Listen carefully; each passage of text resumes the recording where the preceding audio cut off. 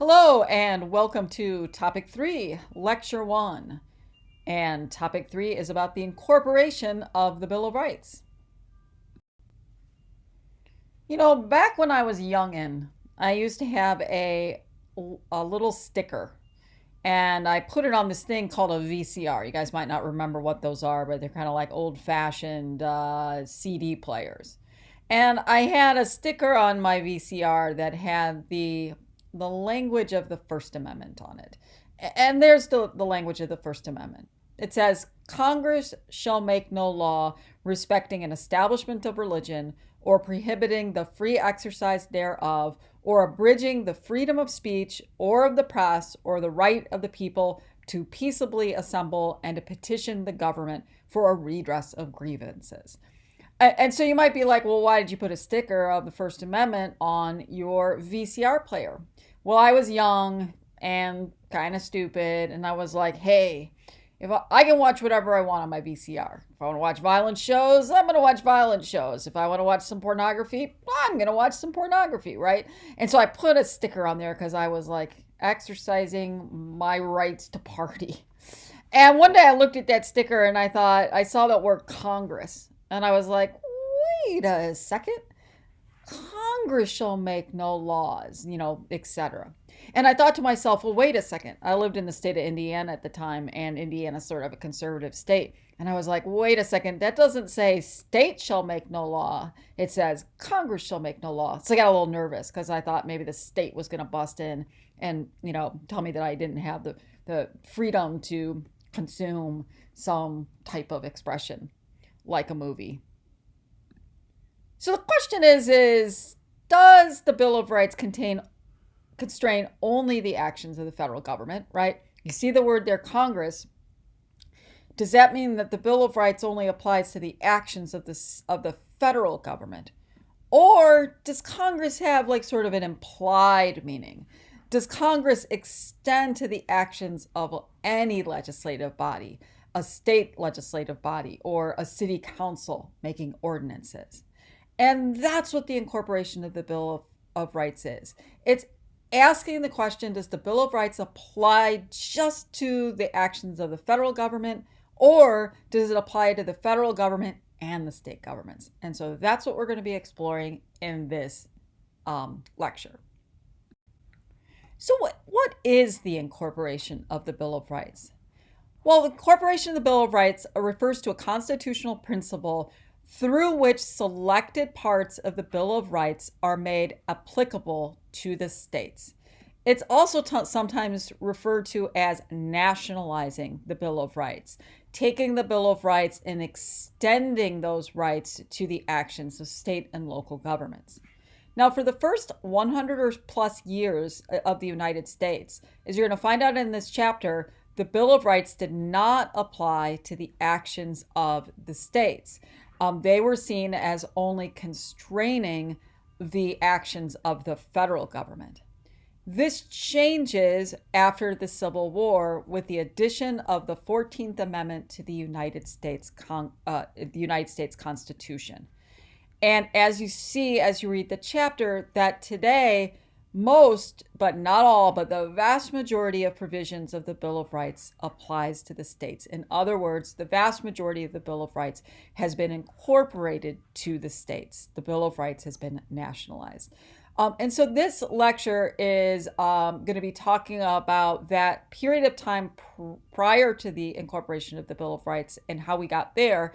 And then we're going to talk about the impact that the 14th Amendment had, how that served as an avenue for incorporating the Bill of Rights. So let's get started. So when we think about the First Amendment and the Bill of Rights in general, and we see the word Congress, we might be asking ourselves, well, what did the framers intend? Did the framers intend for the Bill of Rights to apply to the actions of the state? Or when they wrote Congress, did they mean Congress, the federal government, and that's specifically who they were addressing the Bill of Rights to? Well, the first Congress considered this issue. They had an opportunity to adopt one of the amendments that James Madison crafted to be included in the Bill of Rights. Now, just as a refresher, remember that James Madison, one of the major architects behind the 7 articles of the Constitution, remember that states didn't want to ratify the Constitution without a Bill of Rights, and so James Madison said, yes, we agree to, add a Bill of Rights, and that'll be one of the first acts of this new Congress. And James Madison was tasked with, as we know, the creation of the Bill of Rights. And so in doing that, Madison came up with over 20 amendments that he wanted Congress to consider to be a part of the Bill of Rights. And one of those amendments was known as Madison's 14th Amendment. Now, don't confuse Madison's 14th Amendment with the 14th Amendment that actually is included in the Constitution that was ratified after the Civil War. Madison's 14th Amendment was not approved by Congress, and it was never sent to the states for ratification. But it does give us some insight into what the folks who were creating the Bill of Rights had in mind. So Madison's 14th Amendment is tailored specifically to the states. It says that no state shall violate the equal right of conscience, freedom of the press, or trial by jury in criminal cases. And the word says no state. And so based on that, you may think that when Madison wrote in the First Amendment that Congress shall make no law abridging the freedom of speech, etc., that Madison meant Congress. He meant the federal government, because in another amendment that he put forward, he said no state. And so Madison was differentiating between Congress and states. The thing is that the 14th Amendment never made it into the Constitution. And so Congress rejected his call to protect against these state violations. And it was never sent to the states for ratification. And so, perhaps the framers never intended the Bill of Rights to apply to the states, because when given the opportunity to include the 14th Amendment in the Bill of Rights, they decided not to do that. Barron versus Baltimore is an interesting case. It's the first case that the Supreme Court hears regarding whether or not the Bill of Rights applies to the states. It's also an important case because it's one of the last opinions or major opinions that Chief Justice John Marshall, who you'll recall from Marbury versus Madison, writes for the court. So as we did last time, and we'll do this throughout the course of the semester, I'm going to ask you some questions about the case. And if you are so inclined, and I hope you are because it's sort of fun, stop the lecture and maybe get out your textbook and maybe begin to sort of looking over the facts of the case if you haven't already done so, and see if you can refresh your memory on the different facts of the case. So this case is about a guy. His name's John Barron. Who is John Barron? What's his job? And like everyone we're going to be reading about, he's angry about something. He feels like he's been harmed. And so John Barron is suing the city of Baltimore. How has John Barron been harmed by the actions of the city of Baltimore? What impact did that have on his life?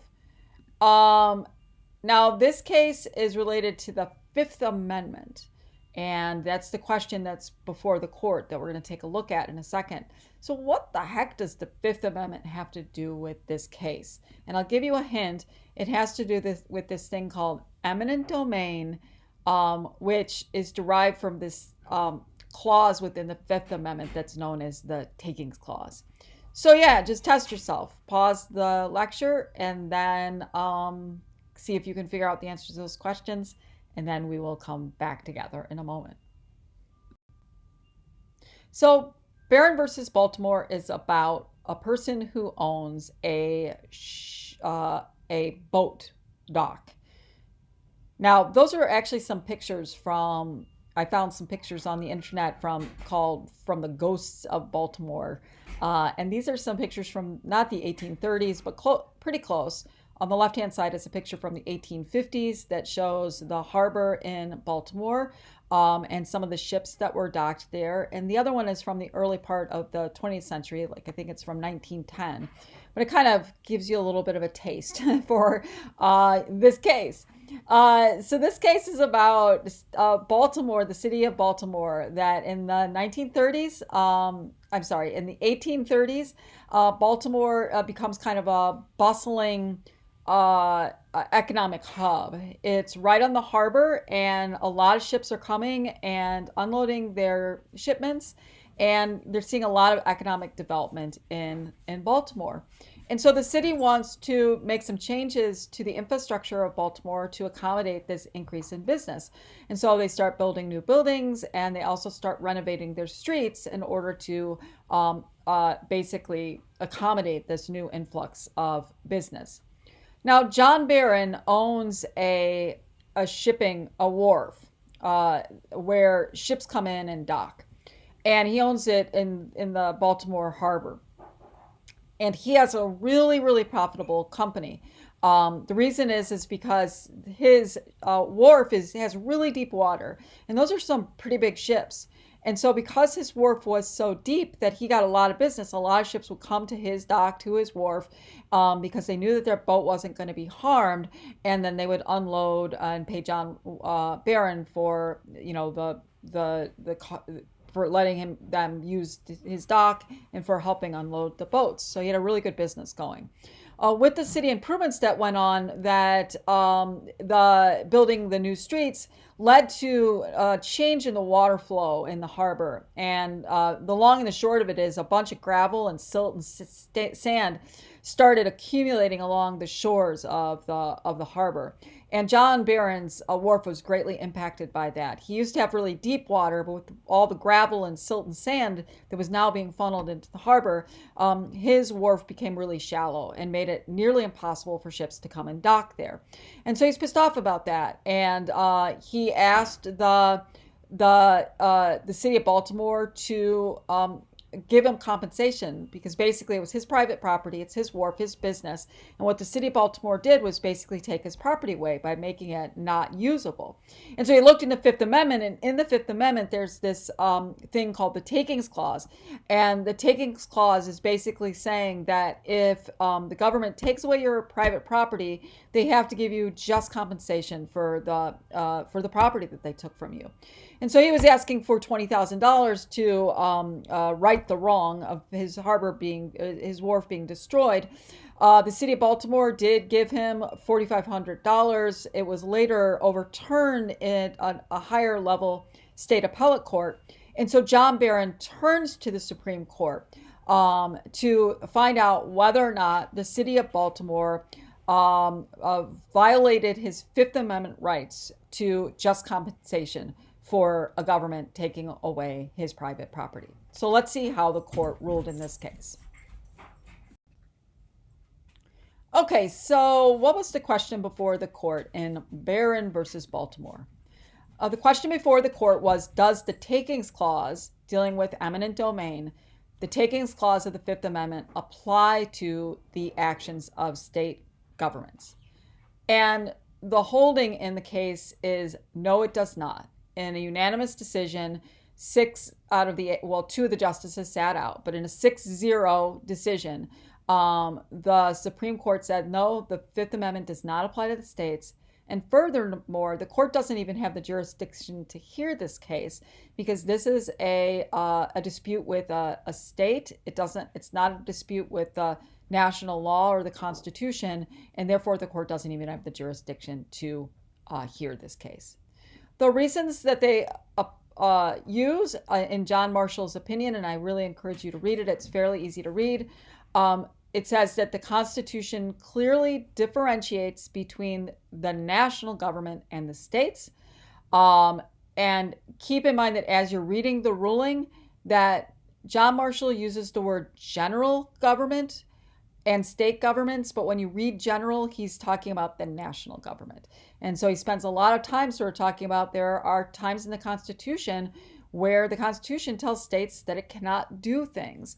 And so that because it is specifically differentiating between state and national government, it's pretty easy to conclude that when you say Congress in the Bill of Rights, it means the national government.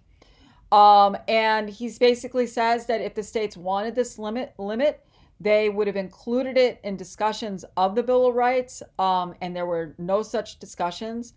And also that if states wanted these limits, that they could have included them in their own state constitutions or laws, and the state of Maryland did not have that prohibition or compensation for taking private property in their laws. And so, unfortunately, John Barron does not get any remedy for the harm that he experienced. Barron versus Baltimore is an important case because it provides a clear answer to the question of nationalizing the Bill of Rights. That as it stands, that the Bill of Rights protects people from the abusive actions of the federal government, not the abusive actions of the state. Ask yourself, do you agree with the decision of the court? And I always tell students that, that when you're asked the question, do you agree with the decision of the court? It's not that you necessarily agree with the outcome, right? I think all of us, like with Marbury versus Madison, really wish that William Marbury, we feel like he was kind of screwed over, right? We wish that he had gotten his commission. And obviously, I'm sure we all feel bad for John Barron, and that we feel like he was kind of screwed, that he deserved to have some remedy for his property being damaged by the city of Baltimore. But when asking the question, do you agree with the decision of the court, we're not really talking about do you agree with the outcome, but do you think that the reasoning was sound that John Marshall provided? Another thing to think about is, what legal interpretation was used in this case. When you look at the different methods that we've been talking about during the course of the semester, which ones do you think come closest to the method that Marshall used to determine how he was going to rule in this case? Obviously that there's some originalism there, right? It's only 1833, and he kind of knew the originalists. He kind of was, a framer in a way. Not really, but back, he goes back for a while. But he really was looking back at what did the people who wrote the Bill of Rights intend, right? And he was also a textualist too. That he looked at the words in the Constitution, and that he was like, Congress means Congress and state means state, and if they meant to say state, they would have used the word state. Congress doesn't imply this broad, sort of expansive definition that applies to the actions of all governments. And so try to keep these kinds of questions in mind. We won't do this for all of the cases, but when you're reading cases, sort of ask yourself, what are the legal methods that are being utilized? Now, as we know, the Barron decision is not the final word on incorporation. The vast majority of the liberties in the Bill of Rights have, by this time, by the 21st century, have been incorporated to the states. But the decision is in force until the Civil War and the amendments that follow. And so these amendments are added to, in particular, the 14th Amendment is added to the Constitution, the question begins to be asked about whether or not the 14th Amendment in particular can serve as an avenue for the incorporation. I know this isn't history class, but I just thought, since we're talking about the Civil War and what are known as the Civil War amendments, I just thought I'd go ahead and put those up there for you, okay? The Civil War amendments, these are the three amendments that were added after the Civil War: the 13th, the 14th, and the 15th Amendment. The 13th Amendment, if you've ever seen the great movie by Steven Spielberg called Lincoln, I highly recommend that you watch that movie, particularly since it's today is President's Day, right? And Lincoln's birthday was just a few days ago. Check it out if you haven't seen it, because it's about the passage of the 13th Amendment. And the 13th Amendment was the first of the Civil War amendments to be added to the Constitution in 1865, and it abolishes slavery nationwide. A lot of times we think about the Emancipation Proclamation as ending slavery, but it only ends slavery in the slave Confederate states, and there was no guarantee that those states wouldn't reinstate slavery after the Civil War. And so that's the purpose of the 13th Amendment. The 15th Amendment, we'll talk about the 14th Amendment in a second, because that's the one that helps us with the incorporation of the Bill of Rights. The 15th Amendment, it passed in 1870, is a voting rights amendment. It prohibits states from disenfranchising people, that is, taking away not letting people vote based on race, color, or previous condition of servitude. And it's obviously not realized until the Civil Rights Act of 1964, but it is added to the Constitution in 1870. And then the 14th Amendment, and we'll look at the language of the 14th Amendment, at least Section 1 of the 14th Amendment. The 14th Amendment was added to the Constitution as basically an admonishment, in a way, to the Confederate states, or these former Confederate states that were coming back and joining the Union, right? You've got these former Confederate states, they are vanquished in war, and they're coming back to join our nation. And we want to make sure that they are not continuing with their Confederate states' ways. And in fact, they do continue. After the Civil War, they start to reinstitute some, really kind of abhorrent treatment of African Americans in their states. And so the 14th Amendment, does many things, but it guarantees that African Americans are citizens of the United States.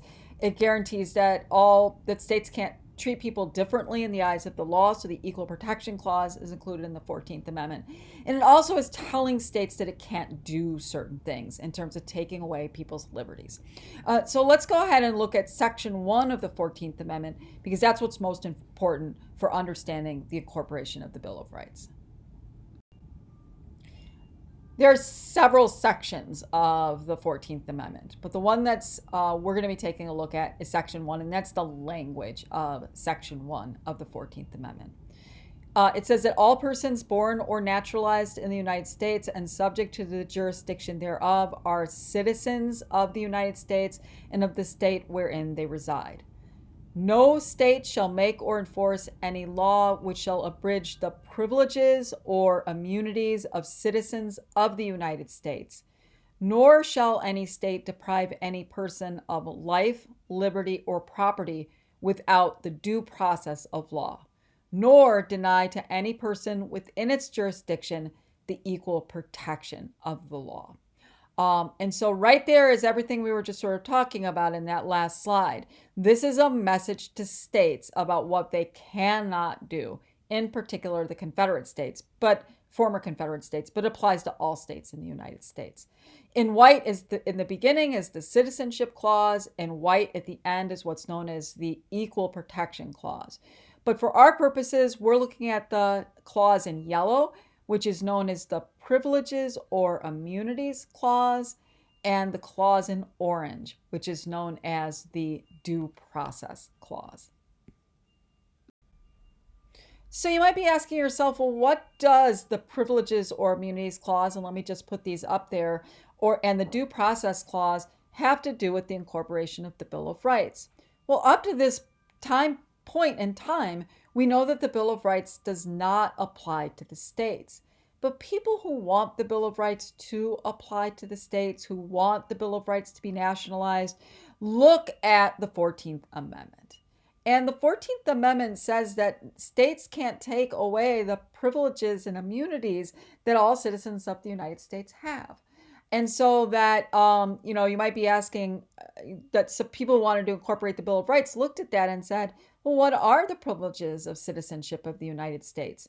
Well, those privileges are those things that are outlined in the Bill of Rights. So they're saying maybe the Bill of Rights, when we're looking at what states can't do, maybe what they can't do is deprive people of those privileges, those liberties that are outlined in the Bill of Rights.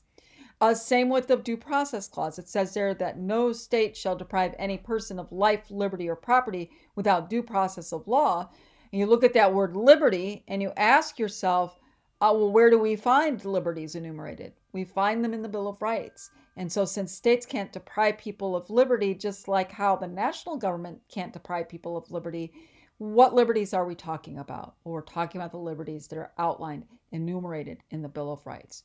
So for those folks who wanted the Bill of Rights to be nationalized to the state, to have a more expansive and robust understanding and enforcement of freedom, they looked to these two clauses as pathways to incorporating the Bill of Rights to the states. And that's what we're going to look at in the next lecture. Now that we have a pretty good understanding of whether the Bill of Rights applies to the states prior to the inclusion of the 14th Amendment, now we're going to be taking a look at cases in the next lecture that use the Privileges or Immunities Clause and the Due Process Clause to attempt to incorporate the Bill of Rights to the states.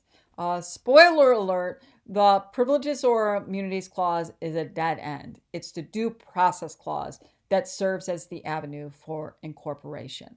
I also want you to keep in mind what we talked about in the last lecture about how why I love teaching civil liberties is because it's about real people, real cases, real controversies, and that where you have real outcomes. And something I want you to keep in mind throughout the course of this semester is, you know what? If we didn't have actual people who are felt like that their liberty had been taken away, and then they asked the Supreme Court to do something about it, it's very possible that the different provisions of the Bill of Rights maybe would have never been incorporated to the states. And in fact, some still have not been incorporated to the states. So people have to stand up and they have to say, my rights are violated. The states can't take these rights from me. Then you bring that to the court and you ask for them to address that. If you never bring a complaint to the court, then there's never a dispute to settle. And so always keep that in mind, that this is a living process. It's also a long process. It took nearly 100 years for most of the liberties to be incorporated to the states. The other thing we're going to look at in the next lecture is the development of incorporation tests. And this is something that you're going to see throughout the course of the semester. The Supreme Court likes to come up with tests to guide us and guide courts and also to guide lawmakers to determine what kind of laws are likely to be unconstitutional. They basically say, here's a test, and if your law fails one of these prongs of the test, then your law is unconstitutional. So we see the development of incorporation tests, a test that the court uses to determine whether a liberty is actually going to be incorporated to the states. Sometimes these tests are called standards that the court uses. And so I actually like calling them standards. I actually really refer to them as tests. But hey, never want to miss an opportunity to put pictures of standard poodles up there.